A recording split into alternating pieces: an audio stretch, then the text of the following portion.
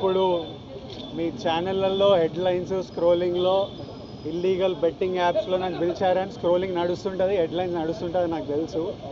కానీ ఫస్ట్ దాన్ని gaming apps clarification గురించి విజయ్ దేవరకొండని పిలిచారు అని ఫస్ట్ ఆ హెడ్లైన్ మీరు నా గురించి మార్చాలి. ఎందుకంటే బెట్టింగ్ యాప్స్ ఇన్వెస్టిగేషన్ తప్పకుండా నడుస్తుంది. కానీ మనని పిలిచింది వాళ్ళకు కూడా తెలియదు మన పేరు ఎందుకు వచ్చిందో. బట్ మన పేరు వచ్చినందుకు వాళ్ళు వెరిఫికేషన్ చేసుకొని వాళ్ళ డెలిజెన్స్ తీసుకోవాలి.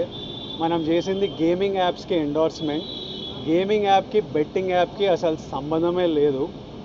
గేమింగ్ యాప్స్ అనేటివి completely legal, recognised by the government, licensed as a business.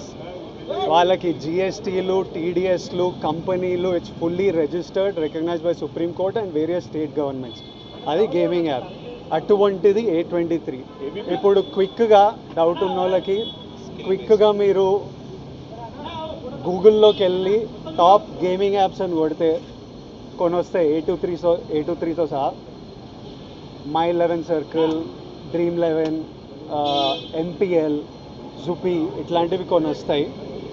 ఇవన్నీ రిజిస్టర్డ్ గేమింగ్ యాప్స్. ఇవన్నీ మన ఇండియన్ క్రికెట్ టీమ్కి స్పాన్సర్, మన ఇండియన్ ఒలింపిక్స్ టీమ్కి స్పాన్సర్, మన ఇండియా ఉమెన్స్ క్రికెట్ టీమ్కి స్పాన్సర్, ఐపీఎల్కి, ఎన్పిఎల్ ఒకదానికి అఫీషియల్ స్పాన్సర్, వేరియస్ కబడ్డీ లీగ్కి, వాలీబాల్ లీగ్కి అన్నిటికీ వీళ్ళు స్పాన్సర్ చేస్తారు. ఎందుకంటే these are completely legal entities.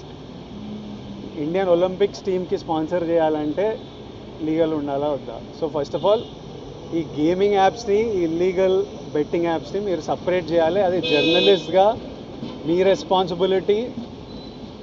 నా మీద మీకు ఆ రెస్పాన్సిబిలిటీ ఉండాలని కోరుకున్నా. కానీ మన పేరు వచ్చింది కాబట్టి కొన్ని క్లారిఫికేషన్స్ అడిగారు. ఆ clarification account details, transaction details ఏంటి, ఆ కంపెనీ అవన్నీ పంపించేసినాము. ఇంతటితో సమాప్తం. Thank you.